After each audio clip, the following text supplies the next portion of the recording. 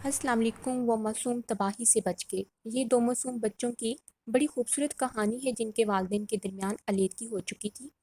میاں بیوی کے لڑائی جھگڑوں اور طلاق کی صورت میں بچے ہی سب سے زیادہ متاثر ہوتے ہیں۔ 9 سال کا بچہ یاسر نہایت ذہین تھا، لیکن کچھ مہینوں سے میں اسے دیکھ رہا تھا کہ کلاس میں وہ اکثر اونگتا رہتا ہے۔ پڑھائی میں بھی اس کی دلچسپی ختم ہوتی جا رہی تھی۔ اس نے ڈھنگ کا لباس پہن رکھا ہوتا، نہ بالوں میں کنگھی کی ہوتی۔ ہوم ورک بھی وہ نہیں کر رہا تھا۔ میں ہر روز اس کی کاپیوں پر اپنے ریمارکس لکھتا۔ مجھے تعجب ہوتا کہ گھر میں ان کاپیوں کو دیکھنے والا بھی کوئی نہیں تھا۔ ایک دن میں کسی ضروری کام کی وجہ سے قدرے جلدی اسکول آ گیا۔ صبح 6 بجے کا وقت تھا۔ شدید سردی کا موسم تھا۔ اچانک ایک منظر دیکھ کر مجھے شدید دھچکا لگا۔ دو بچے گرمیوں والا لباس پہنے شدید سردی میں گراؤنڈ میں ایک بنچ پر بیٹھے تھے۔ سردی کی شدت کی وجہ سے ان پر کپ کپی طاری تھی۔ وہ یاسر اور اس کا چھوٹا بھائی ایمن تھا۔ ایمن پہلی جماعت میں پڑھتا تھا۔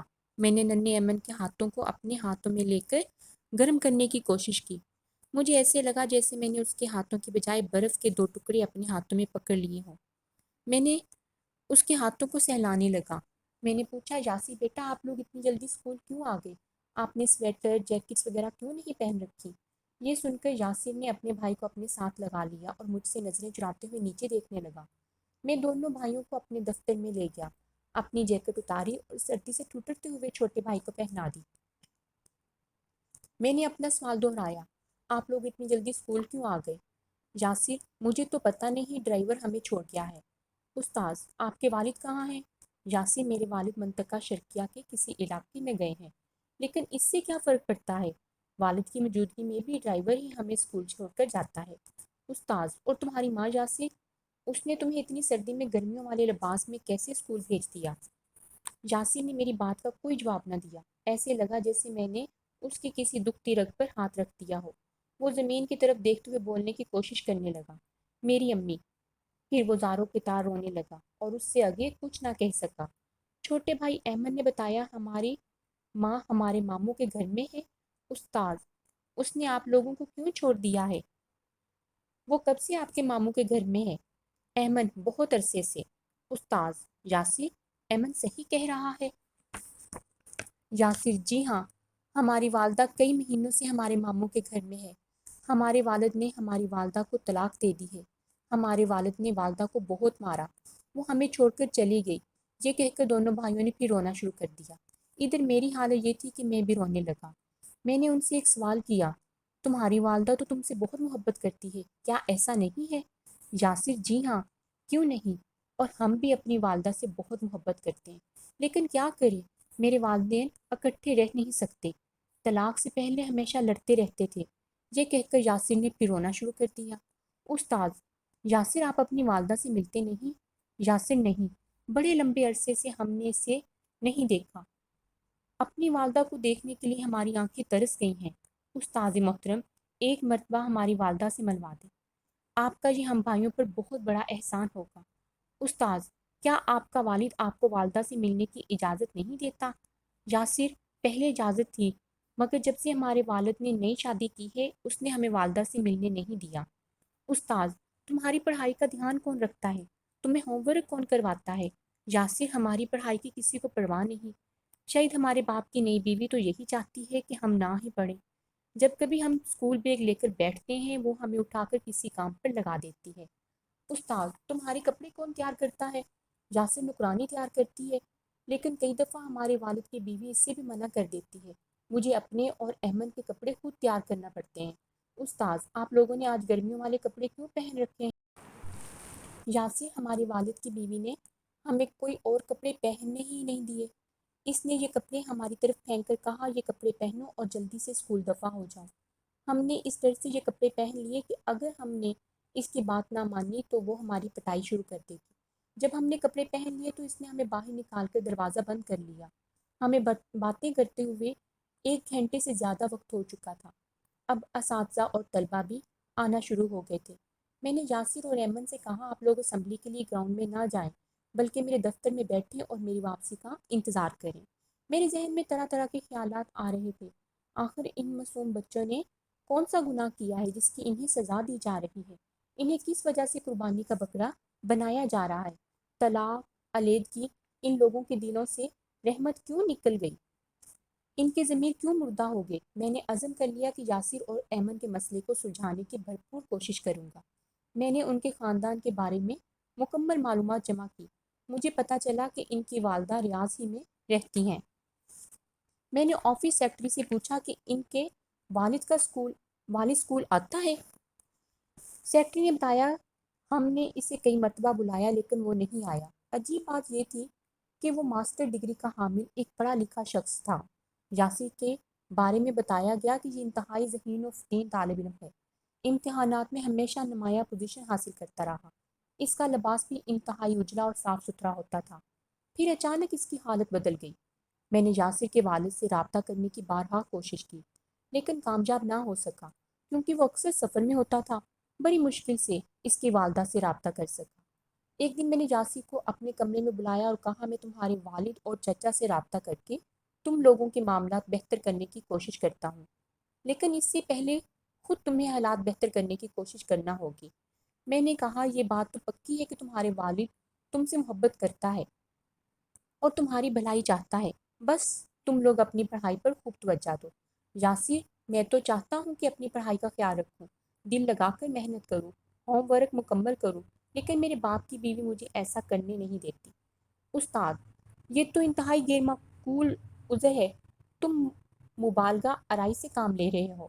یاسر میں بالکل سچ کہہ رہا ہوں، میں جب بھی پڑھنے بیٹھتا ہوں وہ مجھے گالیاں دے کر اٹھا دیتی ہے اور کہتی ہے فلاں کام کیا تمہاری ماں آ کر کرے گی۔ نہ صرف وہ پڑھنے نہیں دیتی بلکہ وہ بیت الخلاء تک ہم سے صاف کرواتی ہے۔ میں یاسر کی بات سن کر ہکا بکا رہ گیا۔ آج کے مہذب معاشرے میں بھی ایسا ہوتا ہے؟ میں نے اس سے کہا اگر تم اپنی پڑھائی پر توجہ دو تو میں تمہیں ایک انتہائی قیمتی انعام دوں گا، وہ تمہاری سوچ سے بھی زیادہ قیمتی ہوگا۔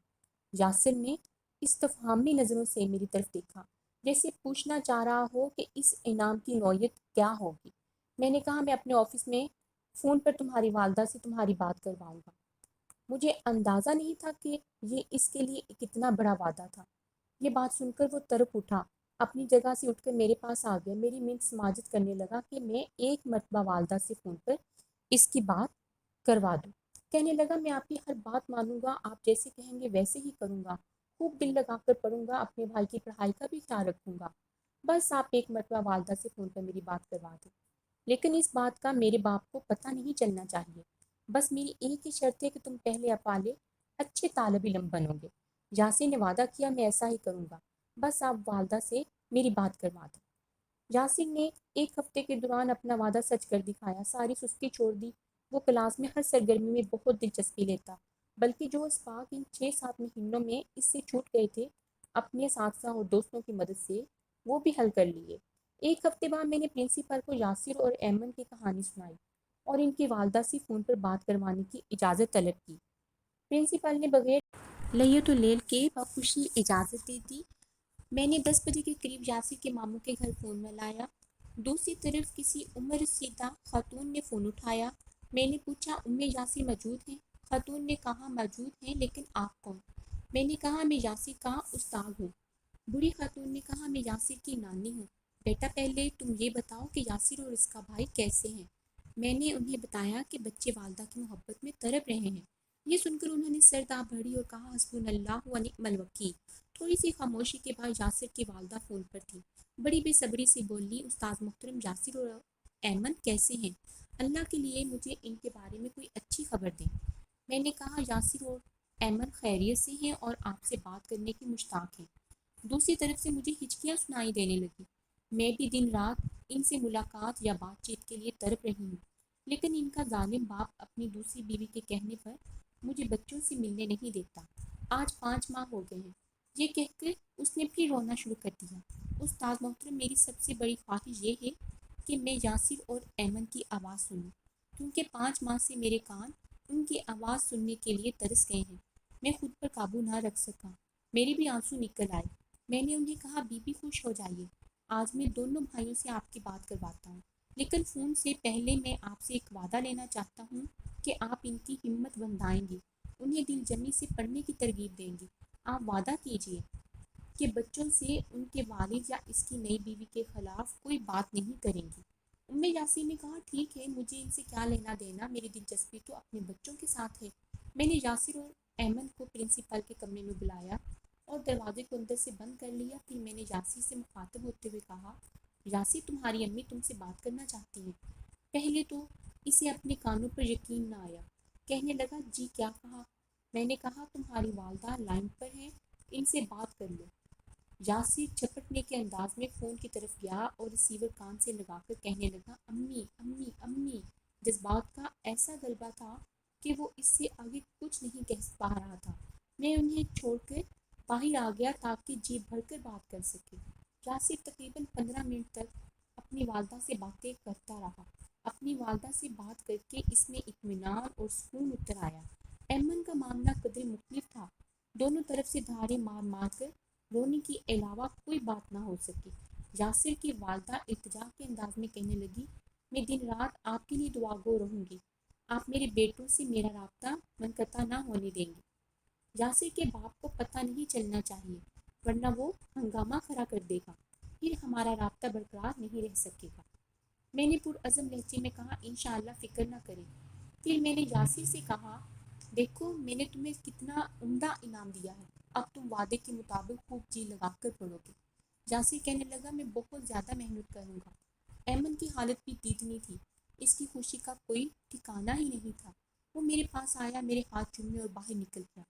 شکریہ کا انداز اس کی عمر سے خاصا بڑا تھا۔ وقت گزرتا رہا، یاسر نے اپنا وعدہ پورا کر دکھایا۔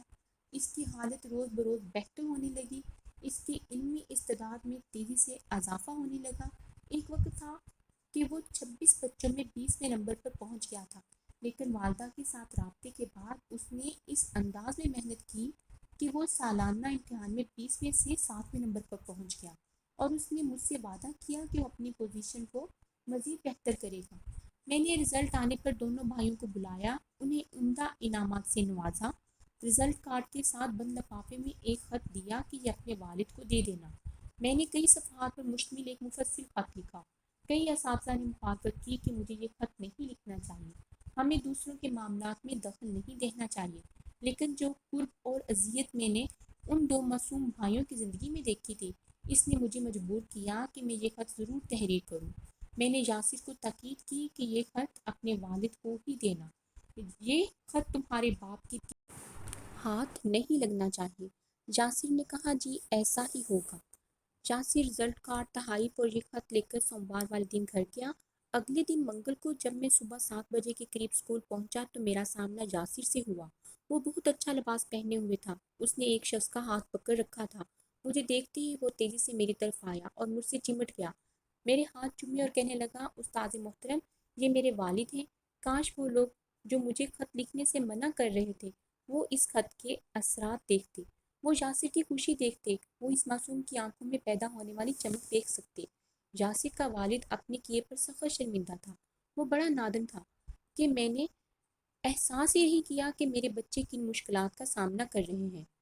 میں نے ابھی بات شروع ہی کی تھی کہ یاسر کا والد کہنے لگا میرے عزیز بھائی آپ میرے زخموں کو مزید نہ کریدیں، مجھ سے بہت بڑے جرم کا ارتکاب ہوا ہے، میں ضرور اس کی تلافی کروں گا۔ میں آپ سے وعدہ کرتا ہوں کہ یاسر اور ایمن کو ان کی کھوئی ہوئی خوشیاں لوٹا دوں گا۔ یاسر کے والد نے اپنا وعدہ پورا کر دکھایا۔ دونوں بھائیوں کی حالت بہت بہتر اور مثالی ہو گئی۔ مستقل بنیادوں پر ان کی اپنی والدہ سے ملاقاتیں ہونے لگیں۔ آپ اندازہ نہیں کر سکتے کہ ان بچوں کو کھیلتے کودتے شرارتیں کرتے دیکھ کر مجھے کتنا اطمینان ہوتا ہے۔ میں اللہ کا شکر ادا کرتا ہوں کہ اللہ تعالیٰ نے میری ادنا سی کوشش سے دو نونہالوں کو بکھرنے سے بچا لیا۔ اگر ان پر توجہ نہ دی جاتی تو پتہ نہیں ان بچوں کا کیا بنتا۔ دیر آئید درست آئید کے مستاق، ان کا باپ بھی اب اصلی باپ کا کردار خوب نبھا رہا تھا۔ ہمارا مقصد ایسی کہانیوں سے اپنے معاشرے کو سنوارنا ہے، اپنے بچوں کے بچپن کو خوبصورت بنائیں، انہیں توجہ دیں، محبت دیں جس کے وہ حقدار ہیں۔ Thanks for watching. اللہ حافظ۔